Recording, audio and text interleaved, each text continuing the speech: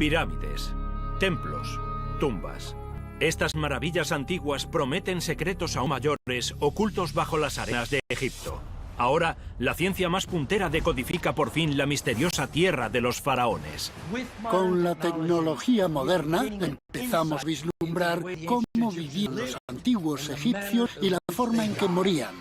En esta ocasión, la opción egipcia con la muerte y la vida después de esta. ¿Qué tiene de especial esta daga que se ganó un lugar en la tumba del rey Tutankamón? Encontraron una frase que aparentemente decía hierro del cielo. ¿Desvelará la ciencia los secretos del arte del embalsamamiento? Tenían un poder increíble para frenar a la naturaleza en seco. ¿Y desvelarán las nuevas tecnologías la verdad sobre las momias animales egipcias? Tenemos millones de animales momificados, pero cuando los escaneamos, muchos no son lo que parecen. Pistas desenterradas, indicios perdidos en el pasado reexaminados, objetos valiosos observados a la luz del siglo XXI. Estos son los enigmas de Egipto.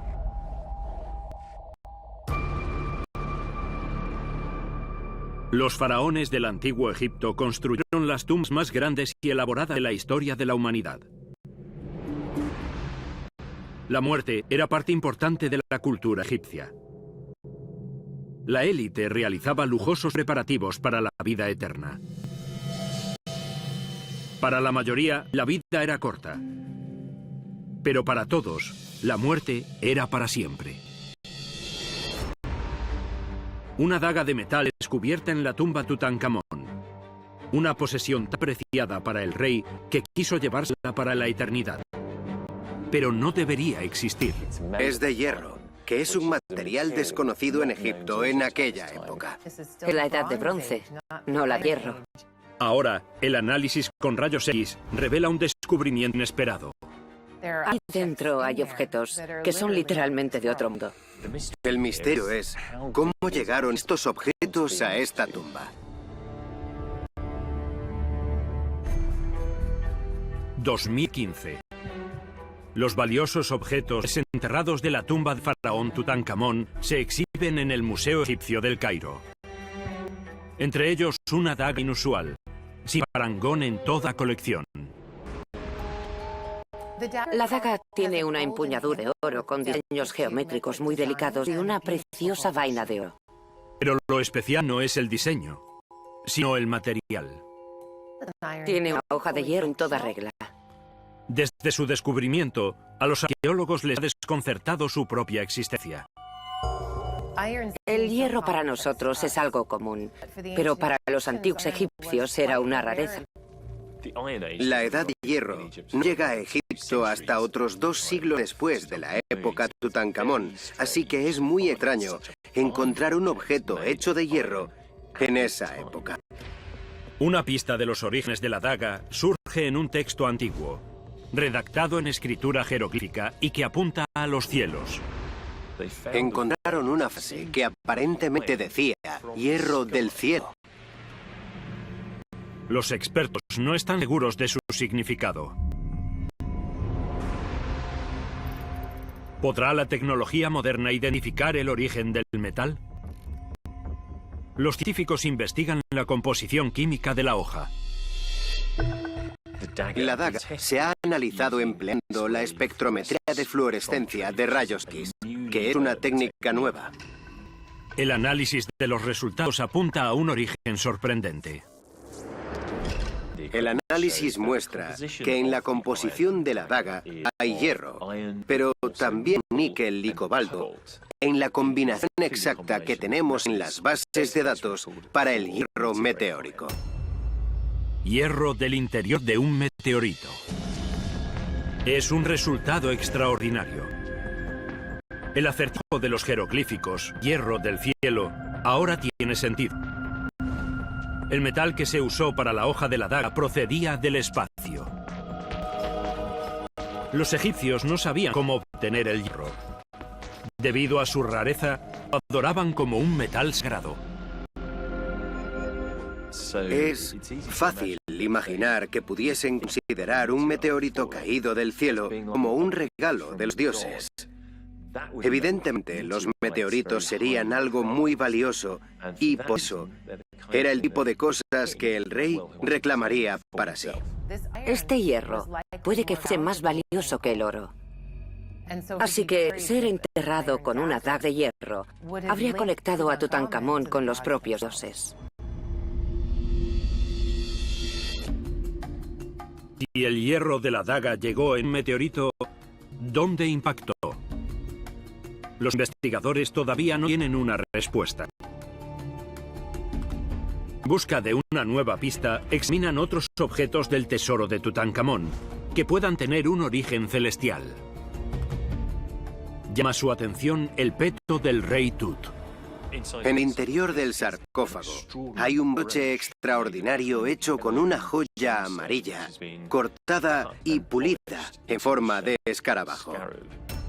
Estamos ante un cierto misterio, porque es un material que no esperaríamos que los egipcios conociesen ni que tuviesen capacidad para trabajarlo. ¿Qué hace aquí, en la tumba? Inicialmente, se pensaba que el broche era una piedra preciosa. Para asegurarse, los investigadores analizan el material usando la técnica del análisis por isótopos de oxígeno y descubren que en realidad es un tipo extraño de vidrio. Los egipcios tenían tecnología para hacer vidrio, pero no tan claro y translúcido. La composición química del vidrio coincide con la de un material que se encuentra de manera natural en una zona de Egipto, una región remota en la frontera occidental del antiguo imperio egipcio. Este desierto se conoce como el Gran Mar de Arena. La única forma de hacer un vidrio como este es a unas temperaturas muy altas.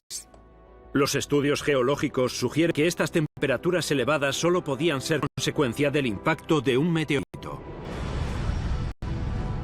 Cuando los meteoritos entran en la atmósfera de la Tierra, si viajan a la velocidad adecuada, explotan al impactar.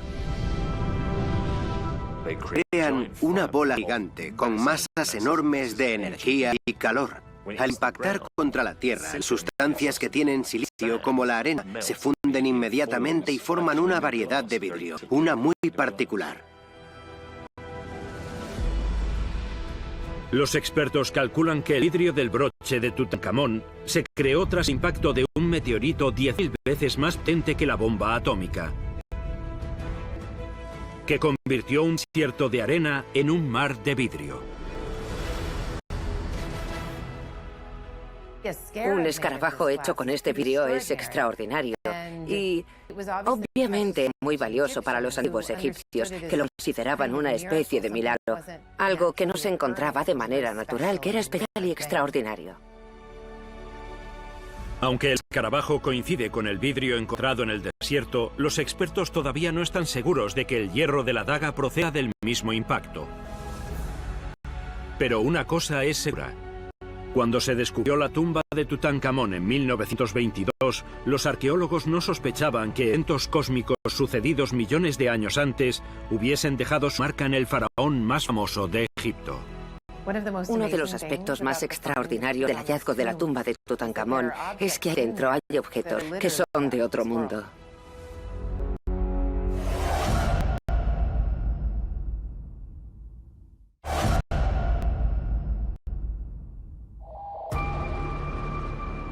Estos objetos increíbles se depositaron en la tumba para acompañar al rey Tut a la vida después de la muerte, donde vivirían de dioses. Para los antiguos egipcios, realizar ofrendas a sus deidades era importante en la vida religiosa. A menudo eran objetos tallados, esculpidos según la forma de un dios. Pero en algunas ofrendas, las apariencias pueden engañar. Un cementerio antiguo repleto de momias de animales. Tenemos millones de animales momificados, pero cuando los escaneamos, muchos no son lo que parecen. Hoy, la tecnología más avanzada revela secretos ocultos en el interior de los restos momificados. A veces encuentras lo que creías que había, pero otras no. Tenemos que llegar al fondo del asunto. Nunca juzgues a una momia por la apariencia. 2015. Los científicos reexaminan una enorme colección de animales momificados para descubrir qué se oculta tras las vendas. Pero la normativa prohíbe retirar las vendas a los restos. Así pues, recurren a los escáneres, usados normalmente para los vivos. Hoy en día usamos los tags y las radiografías para observar el interior de las momias con gran detalle. Podemos ver qué hay dentro sin dañar el vendaje. Estos restos momificados fueron descubiertos originalmente en la década de los 60 y se enterraron en el antiguo complejo de templos de Saqqara, a unos 25 kilómetros del Cairo, donde está la pirámide más antigua de Egipto. Esta fue una de las excavaciones más importantes que se realizaron en el mundo en la década de los 60. Durante la excavación se realizó un macabro descubrimiento. Encontraron una red de túneles repleta de millones de vasijas, cada una con una momia animal del antiguo Egipto dentro. Este es tal vez uno de los hallazgos más extraños que tenemos del mundo antiguo. Las posteriores excavaciones revelaron más y más cámaras, todas repletas de diferentes animales momificados. Hay varias catacumbas subterráneas diferentes, cada una dedicada a un animal diferente. Tenemos ave rapaces en una, ibis en otra, vacas en una tercera. Tenemos una catacumba de gatos, otra de perros. Tenemos chacales, halcones. Cada sección individual es en gran medida independiente.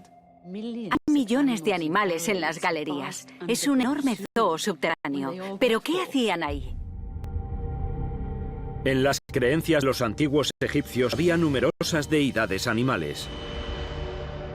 ¿Es posible que se tratase de ofrendas votivas? Las momias votivas son como las velas de una iglesia, donde nuestra oración se dirige a Dios. Y una momia votiva es lo mismo. El animal lleva nuestra oración directa al Dios.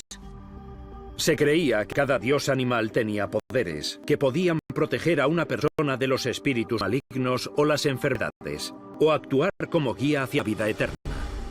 Los ibis se asocian con el dios Tot. Los gatos se asocian con la diosa Bastet.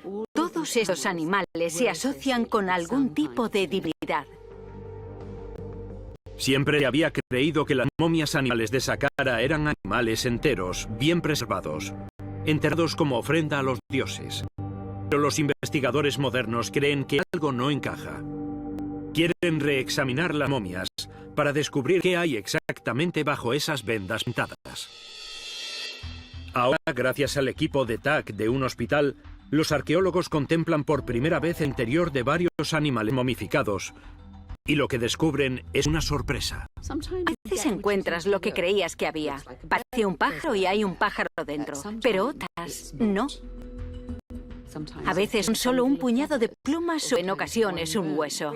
Esperamos encontrar un animal en su interior, un cuerpo articulado completo. Pero es más habitual que encontremos algo completamente diferente. Materiales naturales como arena, tierra y piedra, a menudo con cañas y vegetación. A veces no hay ningún hueso. Casi un tercio contienen el esqueleto completo del animal que esperamos. Otro tercio contienen una parte del animal. Y el otro tercio no contiene ningún resto relacionado con el animal. Y eso hace que nos preguntemos qué pasa aquí. Los expertos buscan pistas en las prácticas religiosas que se profesaban en Saqqara. El acceso a los templos estaba controlado por los sacerdotes. Las fuentes antiguas revelan que recibían las ofrendas de los peregrinos. Es un enorme centro de peregrinación al que acuden centenares de personas que quieren dejar ofrendas a un dios y que para ello compran a los sacerdotes un gato o un perro momificado. Los peregrinos compraban un animal momificado y lo entregaban para que fuese enterrado en una ceremonia. Entregaban una ofrenda con la idea de que se transmitiesen a los dioses, y para ello debían enterrarla en las catacumbas. En los templos había un negocio en el que se movía mucho dinero. Se verían millones de animales momificados de ofrendas votivas a los peregrinos que acudían cada año a festivales sagrados. Ante una demanda tan alta de animales, es probable que hubiera embalsamadores menos honestos. Es posible que en una industria de esta magnitud, algunas personas utilizasen medios algo menos honorables para crear los artículos que querían vender. ¿Son los sacerdotes quienes engañan al pueblo? ¿Es un timo a gran escala al populacho? Pero el misterio crece. Una investigación ulterior de las momias falsas revela que su producción no es barata. El análisis por espectrometría de masas muestra que tanto las momias con animales como las momias sin animales se elaboraban con los mismos componentes químicos. Hemos identificado sustancias como resinas de árboles que se usan como conservante, cera de abeja y una variedad de aceites vegetales. Hemos descubierto que estas resinas son muy caras y que se importan desde el actual Líbano. La investigación ha revelado que muchas de las momias con las que se comerciaba en Saqqara no son lo que parecen. Aunque para los antiguos peregrinos eso tal vez no importase. Tal vez lo que nosotros consideramos momias falsas no lo sean. Y tal vez tuviesen la misma importancia, si no mayor, para los antiguos egipcios. Para un peregrino eran igual de caras y contenían materiales que se consideraban tan sagrados como un ejemplar entero de la especie. Yo creo que estas momias vacías son igual de valiosas. La ciencia moderna ha revelado que incluso hace 3000 años había un negocio boyante de mercancías falsas. Tomar precauciones a la hora de comprar era algo que estaba tan a la orden del día como hoy.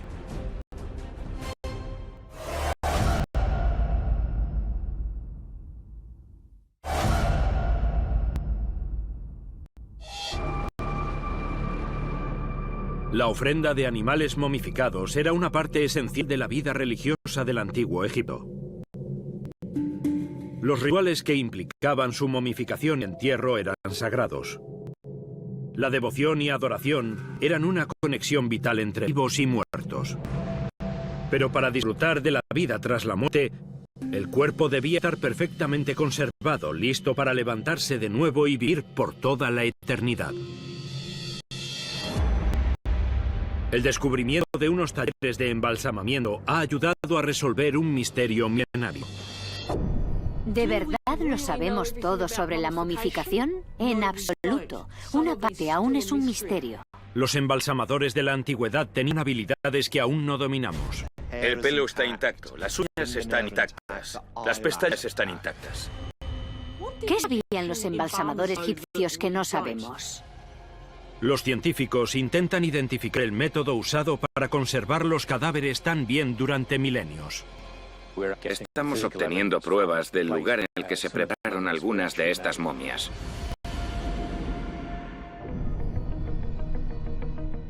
Se han encontrado cuerpos momificados perfectamente conservados incluso después de miles de años. Los arqueólogos todavía no están seguros de cómo lo lograban.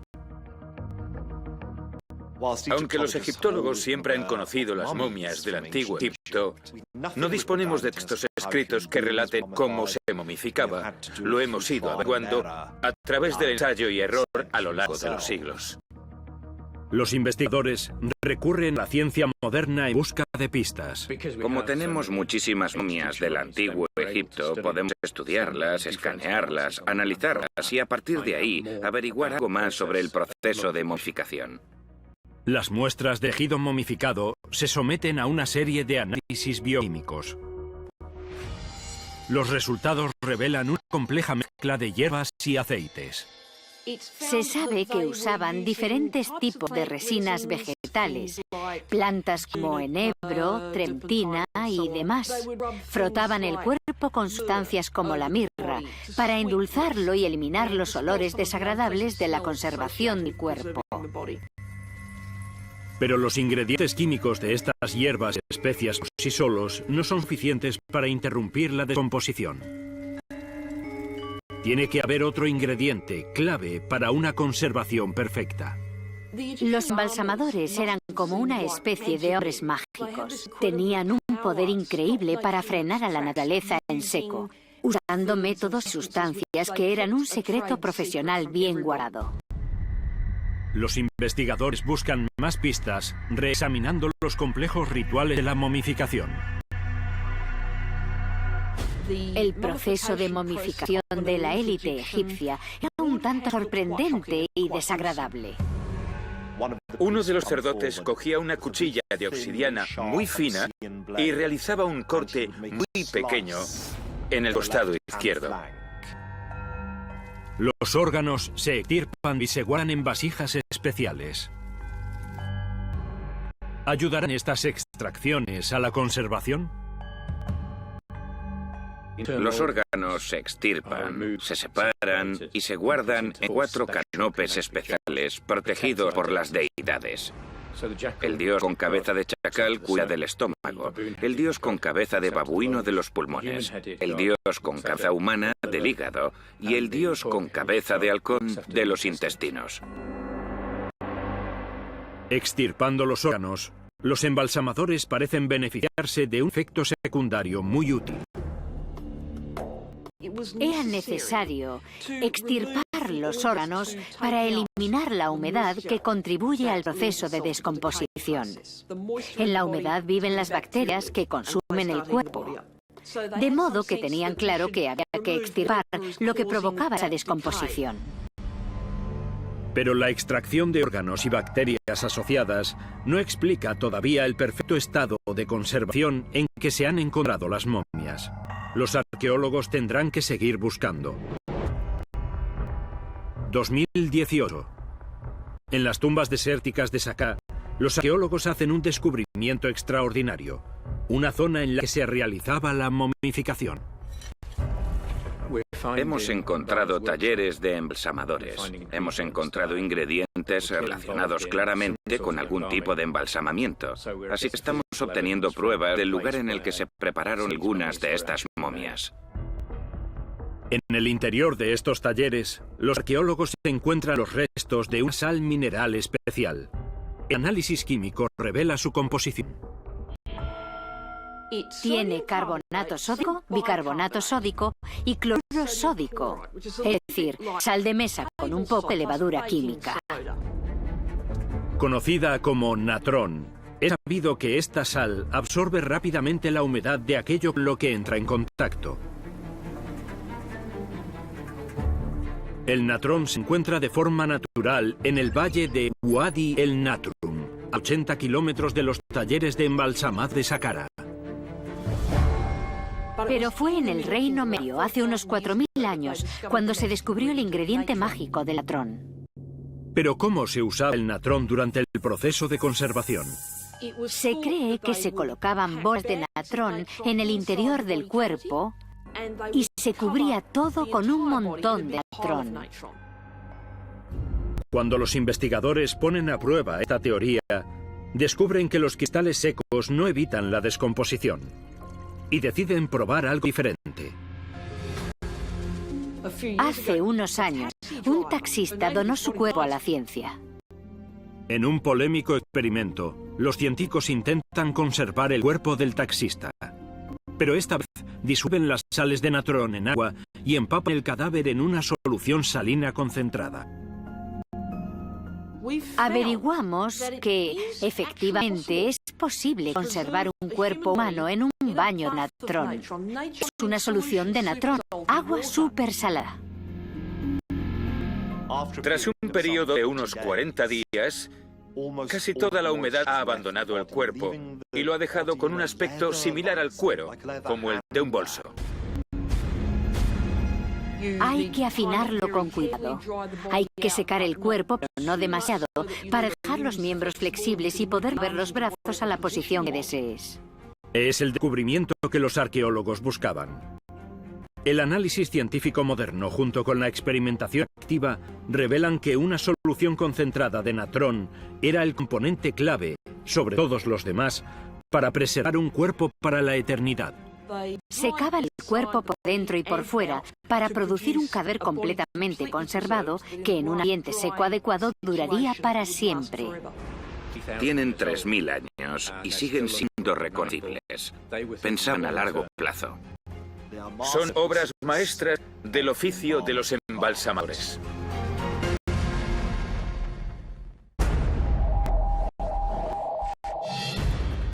La Gran Pirámide de Giza.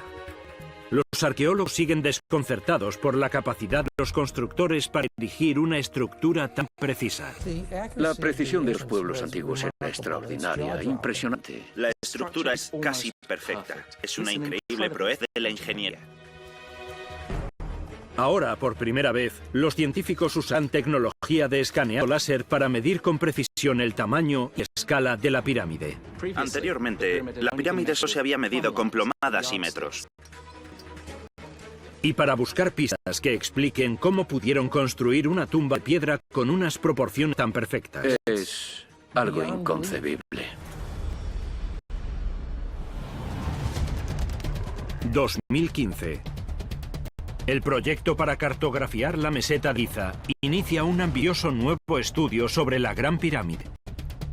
Glenn Dash dirige al equipo. Cuando te paras a observar la Gran Pirámide y te fijas en otras personas que la miran, todo el mundo hace lo mismo. Nos quedamos parados con la boca abierta pensando, ¿quién sería el que cogió esa piedra y tuvo que ponerla ahí arriba? Es la única de las maravillas del mundo antiguo que sigue en pie. Lograron alcanzar una altura de casi 150 metros, 3000 años antes de Cristo. Los arqueólogos quieren investigar cómo fue posible. ¿Y qué les impulsó a construir una tumba con forma de pirámide? Hay varias teorías sobre la forma de la verdadera pirámide. Hay quien opina que es una representación de la piedra Benben. En la mitología egipcia, la piedra Benben representa el primer trozo de tierra que emerge de las aguas primordiales del caos en el comienzo de los tiempos. Así fue como se creó el universo. Los investigadores han descubierto que numerosos centros religiosos contienen un montículo sagrado o piedra Benben en su diseño. Los templos primitivos tenían un montículo como símbolo del montículo de la creación. Otros templos tenían una piedra piramidal. En el caso del faraón Keops, la Gran Pirámide se construyó como su lugar de descanso eterno. Y debía ser una estructura con una forma muy precisa para permitirle acceder con éxito a la vida eterna. La forma piramidal representa los rayos del sol y la pendiente representa el medio para que el faraón ascienda hacia los cielos, para estar entre los dioses. Se trata de invertir en la vida eterna. Es como una escalera hacia el cielo. El propósito era ofrecer al rey un medio para la resurrección. Fundamentalmente, la pirámide es una máquina de resurrección. A los arqueólogos todavía les desconcierta cómo lograron los egipcios tal perfección en su construcción. Para el proyecto para cartografiar Giza, el equipo de Glenn emplea la tecnología más avanzada en equipos de medición láser. Su objetivo es medir con precisión el tamaño y la orientación de la pirámide. Hoy tenemos unos instrumentos llamados estaciones totales que combinan el telescopio con un rayo láser. Son extraordinariamente precisos. Los resultados asombran a los ingenieros. El sur es más largo que el norte en unos 7,5 centímetros. El oeste es más largo que el este en unos 5 centímetros. Su precisión era extraordinaria, asombrosa. La estructura es casi perfecta. Es una increíble proeza de la ingeniería. La pirámide se construyó con una precisión casi perfecta.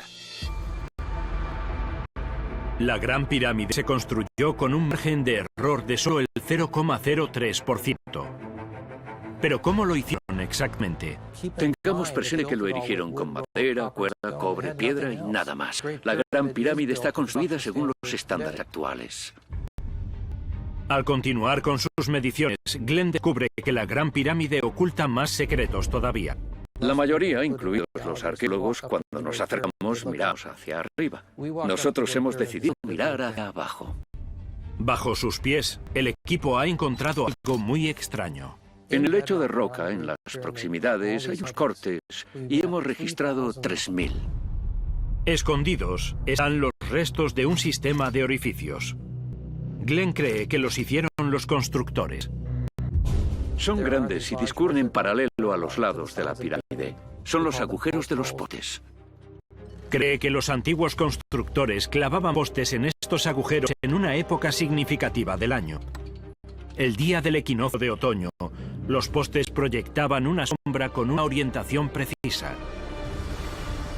Las sombras pudieron usarse como referencias direccionales para ayudar en la construcción. El equinoccio es el único momento en el que el Sol crea una sombra recta, que discurre perfectamente de este a oeste. Si tomaron medidas durante el equinoccio, explicaría por qué consiguieron los ángulos con tanta precisión. Es un método de lo más simple. Clavaron un palo en el suelo y observaron su sombra, sin más. Las sombras no solo ayudaron a los constructores a crear la forma perfecta para la pirámide, sino que les permitieron orientarla correctamente. Era muy importante que los templos estuviesen correctamente alineados, de este a oeste. El este es la tierra de los vivos y el oeste el reino de los muertos. La Gran Pirámide se construyó para representar la vida, la muerte y la resurrección. Su construcción demuestra el ingenio de los antiguos, una evidencia clara de sus conocimientos en matemáticas, ingeniería y del movimiento del Sol. Lo hicieron con madera, cuerdas, cobre y piedra. Y encontraron una forma de hacerlo que era brillante, robusta y simple.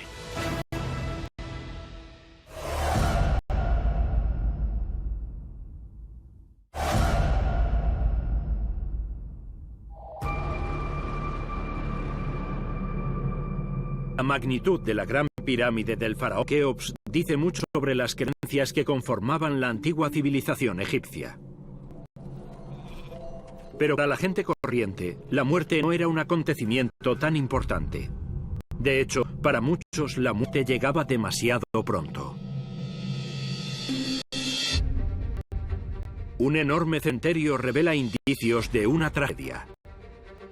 Las excavaciones han descubierto un espantoso número de jóvenes adolescentes fallecidos. Un suceso devastador que se cebó con los jóvenes. Las columnas están podridas, las articulaciones casi destruidas. ¿Revelará la ciencia forense cómo y por qué fallecieron? ¿Y si los mató una enfermedad que hoy sigue afectándonos? 2015. Los arqueólogos que trabajan en la ciudad antigua de Amarna, en el límite de una gran meseta desértica, descubren algo sorprendente. Las excavaciones han demostrado que aquí hay enterradas todo tipo de personas. No solo los ricos y las élites que ya sabíamos, sino que se han encontrado cementerios llenos de cadáveres de pobres. Muchas de las tumbas contienen varios cadáveres. Su tamaño sugiere que la mayoría fallecieron jóvenes. En este cementerio hay fundamentalmente niños. Los enterraron con cosas muy sencillas. No hay personas enterradas solas, hay varios. La pregunta es, ¿qué los mató? Los arqueólogos ya saben mucho sobre la vida y la muerte del pueblo llano en el antiguo Egipto. Enfermedades e infecciones eran habituales. La esperanza de vida general era mucho más corta que hoy. Quien alcanzaba los 30 años ya era viejo. Era una existencia muy complicada. Determinar cómo fallecieron las personas que se encuentran en esa fosa común es un reto. No existe documentación sobre su muerte, de modo que los expertos tienen que buscar pistas. Los estudios realizados a cadáveres de otras tumbas ofrecen información valiosa. 2012. En la Universidad de Manchester, en Inglaterra, los científicos descubrieron una posible causa de la muerte. Se analizaron 14 pulmones egipcios y se descubrieron unas motas microscópicas. Eran partículas de arena. Respiraban una cantidad significativa de arena que les causaba problemas pulmonares y enfermedades respiratorias. Incluso el medio ambiente conspiraba contra los antiguos egipcios. El estudio demostró que la inhalación de partículas de arena afectaba por igual a egipcios ricos y pobres, y era casi tan grave como la contaminación de los automóviles actuales. Vemos cambios en los pulmones, debidos a la inhalación de arena, lo que provocaba una reacción inflamatoria. Esto puede provocar todo tipo de infecciones pulmonares. Puede comprometer todo el sistema inmune. Evidentemente era un problema. La exposición prolongada a la inhalación de arena puede ser letal. Pero en el yacimiento de Amarna, la cantidad de tumbas y la edad de los cadáveres lleva a los arqueólogos a concluir que no pudo haber sido la causa de la muerte.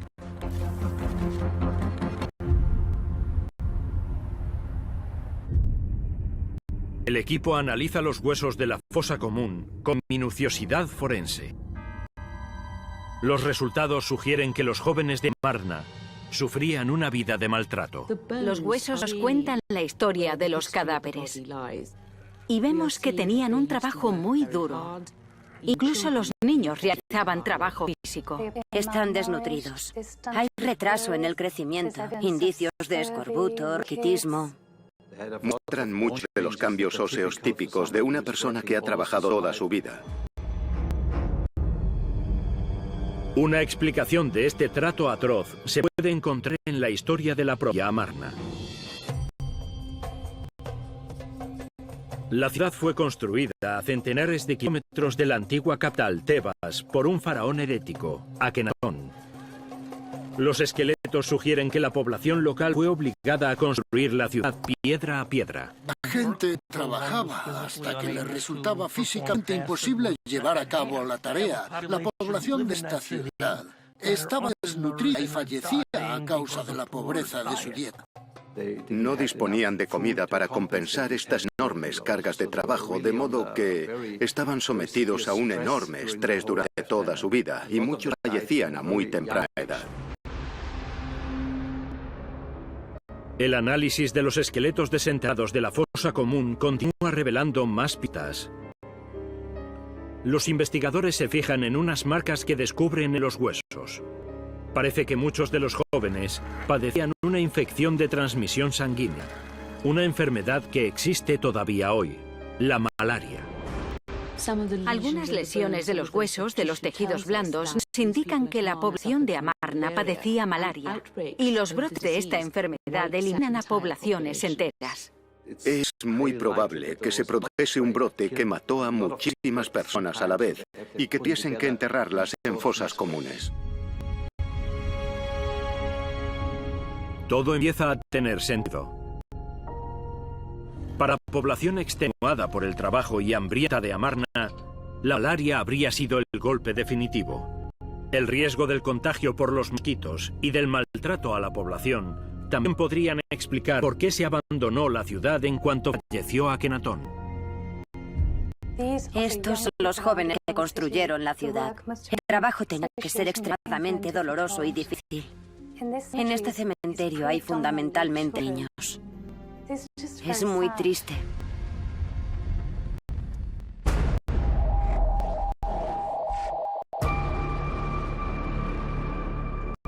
Todavía hoy siguen apareciendo nuevos indicios de cómo eran la vida y la muerte de los trabajadores pobres de Egipto.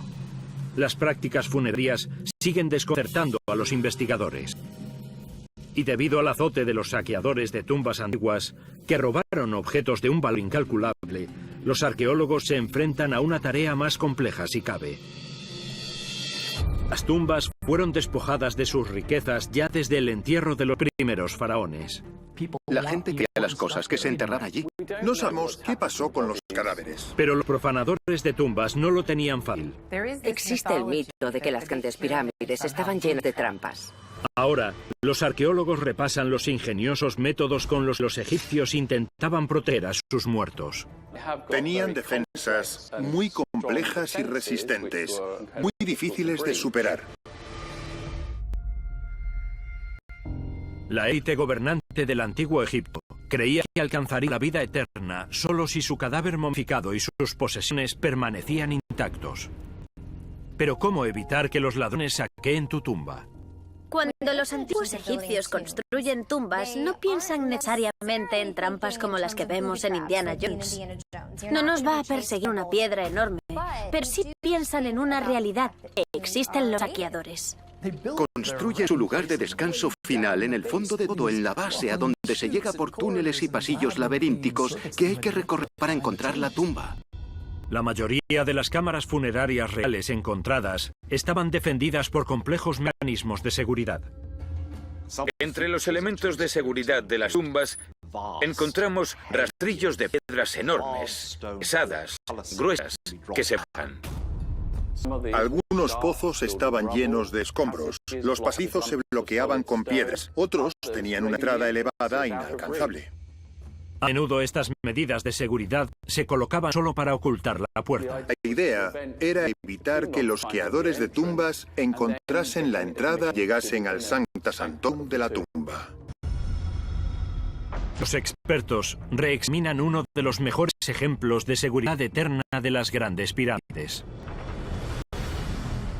Existe el mito de que las grandes pirámides de la meseta de Giza estaban llenas de trampas y de que si alguien intentaba entrar se activaba una especie de mecanismo que lo mataba de repente.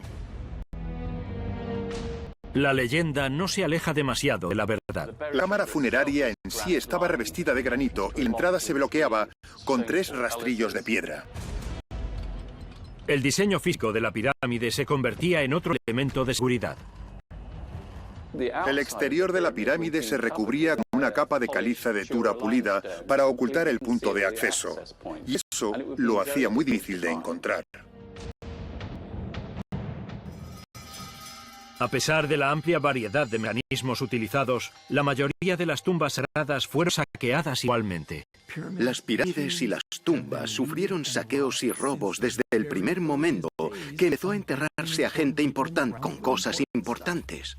Todos los restos que encontramos han sido dañados por los saqueadores, que hasta prendían fuego a los cadáveres para cubrir sus huellas. Pero ¿cómo es posible que se saqueasen tantas tumbas tan regularmente? Había bandas de ladrones que salían en plena noche con sus antorchas, forzaban la cámara funeraria, abrían los ataúdes y sacaban todo lo que podían cargar para llevar al mercado para vender. Pero no se saqueaban solo las tumbas de la élite. Nadie estaba a salvo. En tiempos difíciles, las personas hacen lo que pueden para sobrevivir. Hay familiares que entran en sus propias cámaras funerarias para robarles a sus antepasados. Más allá de los oportunistas, los textos antiguos revelan que los saqueadores de tumbas procedían de todos los estratos sociales. Todo el mundo parece involucrado en estos saqueos de tumbas en alguna medida. Incluso los gobernantes de Tebas, como el sumo sacerdote de Amón. Los sacerdotes sistemáticamente acuden al Valle de los Reyes, tumba a tumba, y se llevan todo lo que encuentran de valor. El descubrimiento de un papiro que data de la época de Ramsés XI nos ofrece una información curiosa. Ciertas autoridades importantes aparecen citadas en procedimientos judiciales, acusados de conspiración para robar las tumbas que protegían. Hay cartas con referencias veladas a esa cosa que te mostré aquella vez, o ese lugar que descubriste, déjalo sellado hasta que llegue. Y aquella era la forma de hablar sobre contrabando, sobre algo que no se debería hacer. Pero aunque se utilicen las medidas de seguridad más inteligentes, hay un grupo de personas que saben de primera mano cómo evitar todos esos elementos. Los propios constructores. Conocían la ubicación de todas las tumbas reales y además sabían cómo entrar. Era cuestión de suerte que una tumba no fuese despojada de sus riquezas. Hoy es algo increíblemente excepcional encontrar una tumba intacta. Y por eso los detalles y procedimientos de los enterramientos y la preparación para la vida eterna son algo que continúa revelándose hoy en día.